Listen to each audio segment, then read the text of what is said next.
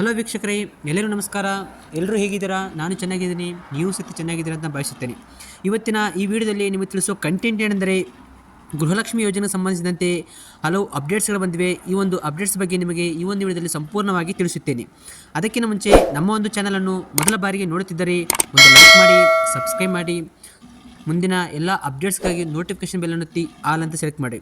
ಇಲ್ಲಿ ನೋಡಿ ಸ್ನೇಹಿತರೆ, ಈ ಒಂದು ಕರ್ನಾಟಕ ಸರ್ಕಾರದ ಕಡೆಯಿಂದ ಒಂದು ಹೊಸ ರೂಲ್ಸ್ ಅಂತ ತರಲಾಗಿದೆ. ಈ ಒಂದು ಗೃಹಲಕ್ಷ್ಮಿ ಯೋಜನೆಗೆ ಸಂಬಂಧಿಸಿದಂತೆ ಆ ಒಂದು ರೂಲ್ಸ್ ಏನಂತ ಈ ಒಂದು ವಿಡಿಯೋದಲ್ಲಿ ನಿಮಗೆ ತಿಳಿಸುತ್ತೇನೆ.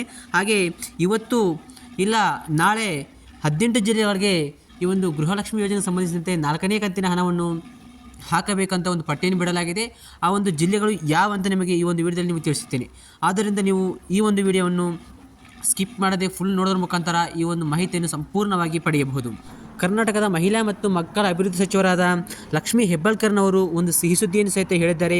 ಆ ಒಂದು ಸಿಹಿ ಸುದ್ದಿ ಏನಂತ ನಿಮಗೆ ಈ ಒಂದು ವಿಡಿಯೋದಲ್ಲಿ ನಿಮಗೆ ಹಂಚಿಕೊಳ್ಳುತ್ತೇನೆ. ಈ ವಿಡಿಯೋವನ್ನು ನೋಡ್ತಾ ಇರುವ ಎಲ್ಲರಿಗೂ ಒಂದೇ ಒಂದು ಚಿಕ್ಕ ರಿಕ್ವೆಸ್ಟು, ಅದು ಏನೆಂದರೆ ನನ್ನ ಒಂದು ಚಾನಲ್ಗೆ ಒಂದೇ ಒಂದು ಲೈಕ್ ಮಾಡಿ ಮತ್ತು ಸಬ್ಸ್ಕ್ರೈಬ್ ಮಾಡಿ. ಇದು ಒಂದು ಒರಿಜಿನಲ್ ಕಂಟೆಂಟ್ ಕೊಡುವ ಒಂದು ಚಾನಲ್ ಆಗಿರುತ್ತದೆ. ನಾನು ಇಲ್ಲಿ ನಿಮಗೆ ತೋರಿಸ್ತಾ ಇದ್ದೇನೆ ನೋಡಿ, ಇಲ್ಲಿ 93.2 ಆಡಿಯನ್ಸು ಸಬ್ಸ್ಕ್ರೈಬ್ ಆಗಲಾರದೆ ನನ್ನ ಒಂದು ಚಾನಲನ್ನು ನೋಡ್ತಾ ಇದ್ದಾರೆ. ಮತ್ತು ಸಬ್ಸ್ಕ್ರೈಬ್ ಆಗಿ ನೋಡಿದವರ ಪ್ರಮಾಣ ಇಲ್ಲಿ ನೋಡಿ 6.9 ಮಾತ್ರ. ಇದು ನನಗೆ ಬಹಳ ನೋವು ಕೊಡುವ ವಿಷಯ ಆಗಿದೆ.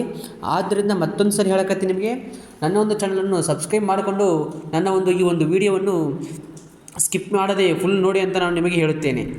ಈ ಒಂದು ಯೂಟ್ಯೂಬ್ ವಿಡಿಯೋಗಳನ್ನು ಮಾಡಬೇಕೆಂದರೆ ತುಂಬ ಕಷ್ಟ. ಆದರೆ ಇವೆಲ್ಲವನ್ನು ಭರಿಸೋಕ್ಕೆ ನಿಮ್ಮಿಂದ ಮಾತ್ರ ಸಾಧ್ಯ. ಅದು ಯಾವ ರೀತಿ ಅಂದರೆ ಒಂದು ಲೈಕ್ ಮತ್ತು ಸಬ್ಸ್ಕ್ರೈಬ್ ಮಾಡುವ ಮುಖಾಂತರ ಆಗಿರುತ್ತೆ ಸ್ನೇಹಿತರೆ. ಈ ವಿಡಿಯೋ ಮುಖಾಂತರ ನಾನು ನಿಮ್ಮಿಂದ ಎಕ್ಸ್ಟ್ರಾ 200 ಸಬ್ಸ್ಕ್ರೈಬರ್ಸ್ನ ಹಾಗೂ 500 ಲೈಕ್ಸ್ನ ಬಯಸ್ತಾ ಇದ್ದೀನಿ. ಸೊ ದಯವಿಟ್ಟು ಲೈಕ್ ಮತ್ತು ಸಬ್ಸ್ಕ್ರೈಬ್ ಮಾಡಿಕೊಳ್ಳುವುದರ ಮೂಲಕ ಈ ಒಂದು ವಿಡಿಯೋವನ್ನು ನೋಡಿ. ಬನ್ನಿ ಈಗ ಡೈರೆಕ್ಟಾಗಿ ಈ ಒಂದು ಮೇನ್ ಕಂಟೆಂಟ್ ಕಡೆ ಹೋಗೋಣ. ಗೃಹಲಕ್ಷ್ಮಿ ಯೋಜನೆಯಲ್ಲಿ ಕೆಲವೊಂದಿಷ್ಟು ನಿಯಮಗಳು ಇರ್ತವೆ. ಅವು ಏನೆಂದರೆ, ಈ ಜಿಲ್ಲೆಗಳಿಗೆ ಇವತ್ತು ಇಂತಿಷ್ಟೇ ಹಣವನ್ನು ಹಾಕಬೇಕು ಮತ್ತು ಮತ್ತೆ ನಾಳೆ ಉಳಿದಿರುವಂತಹ ಕೆಲವೊಂದು ಜಿಲ್ಲೆಗಳಿಗೆ ಇಂತಿಷ್ಟು ಹಣವನ್ನು ಹಾಕಬೇಕಂತ ರೂಲ್ಸ್ ಇಟ್ಕೊಂಡಿರ್ತಾರೆ. ಆ ಒಂದು ಲೀಸ್ಟನ್ನು ಈಗ ಬಿಡುಗಡೆ ಮಾಡಲಾಗಿದೆ. ಈ ಒಂದು 4ನೇ ಕಂತಿಗೆ ಸಂಬಂಧಿಸಿದಂತೆ ಇವತ್ತು ಮತ್ತು ನಾಳೆ ನಾನು ಈಗ ಹೇಳುವ ಜಿಲ್ಲೆಗಳಿಗೆ ಈ ಒಂದು 4ನೇ ಕಂತಿನ ಹಣವನ್ನು ನಿಮ್ಮ ಒಂದು ಅಕೌಂಟಿಗೆ ಹಾಕಲಾಗುತ್ತದೆ.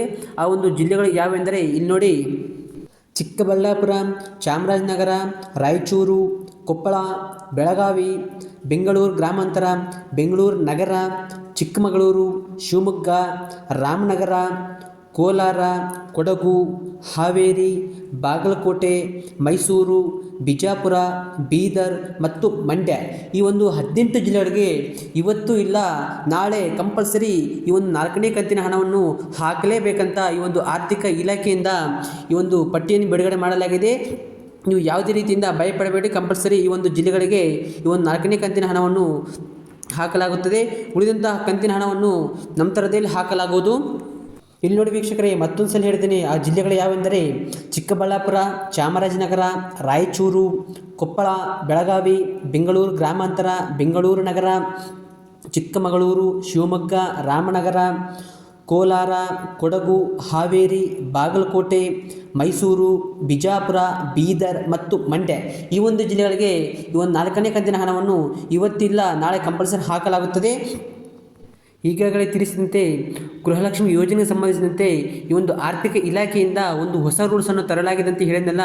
ಆ ಒಂದು ಹೊಸ ರೂಲ್ಸ್ ಏನೆಂದರೆ ನೋಡಿ, ಇಲ್ಲಿ ಯಾರು ಈ ಒಂದು ಕರ್ನಾಟಕ ಸರ್ಕಾರಕ್ಕೆ ತೆರಿಗೆಯನ್ನು ಕಟ್ಟುವವರು ಮತ್ತು ಗೌರ್ಮೆಂಟ್ ಜಾಬನ್ನು ಹೊಂದಿರುತ್ತಾರೆಯೋ ಅಂತಹ ಒಂದು ಅಭ್ಯರ್ಥಿಗಳಿಗೆ ಈ ಒಂದು ಗೃಹಲಕ್ಷ್ಮಿ ಯೋಜನೆ ಕಡೆಯಿಂದ ಯಾವುದೇ ರೀತಿಯ ಭತ್ಯೆಯನ್ನು ಕೊಡುವುದಿಲ್ಲ ಎಂದು ಖುದ್ದಾಗಿ ಹೊರಡಿಸಲಾಗಿದೆ. ಈ ಒಂದು ವಿಡಿಯೋವನ್ನು ಫುಲ್ ನೋಡಿದ್ದಕ್ಕಾಗಿ ನಿಮಗೆಲ್ಲರಿಗೂ ಧನ್ಯವಾದಗಳು. ಮುಂದಿನ ಒರಿಜಿನಲ್ ಕಂಟೆಂಟ್ಗೆ ನಾವೆಲ್ಲರೂ ಭೇಟಿಯಾಗೋಣ ಎಂದು ಹೇಳುತ್ತಾ ಈ ಒಂದು ವಿಡಿಯೋವನ್ನು ಮುಕ್ತಾಯಗೊಳಿಸುತ್ತೇನೆ.